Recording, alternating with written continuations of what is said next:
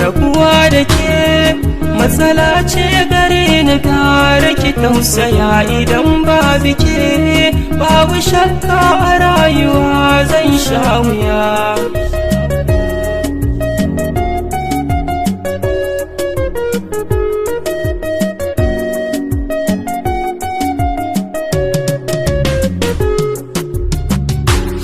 Zuciyata masoyiyata kisan da ke nai wata nari, idan kika guje na a zuciyata gare ni baki da maddari. Hakan san ki nayi nesa bani jin akwai wanda zai iya ja da ni, ko da na yi barci masoyiya tunanin ki ne yake ta da ni. Wurin ki yau da kullum kin faɗa dai a ɗaura auren ki ne da ni.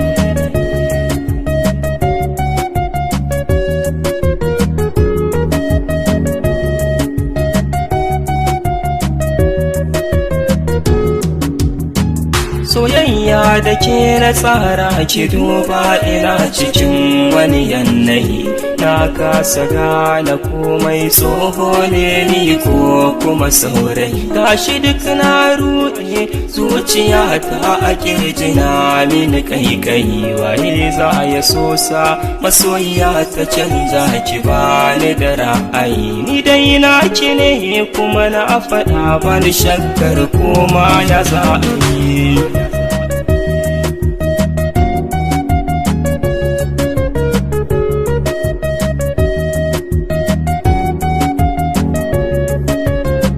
Gani ina da cuta masoyiyata, amma na rasa magani, na kan tura sako a guri na manyan gidan fasu sandani. Mai kuɗi har tallaka sun taho ne duk daga gunjallar gini, amma lokaci in ya zo da rabuwa ba je ba gani. Da dai za ki tausaya masoyiyata gare ni ki mini lamini.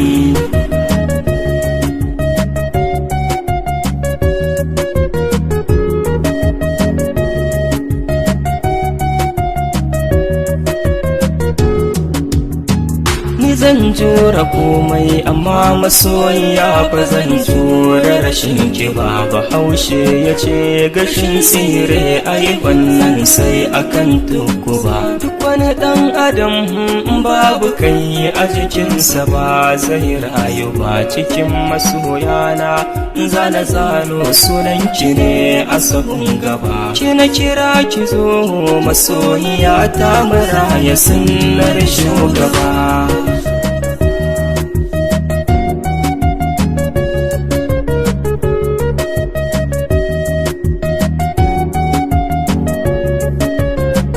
Allah kai kake da iko, kai ka halicce ni, kai aljani, kai ka tsara komai.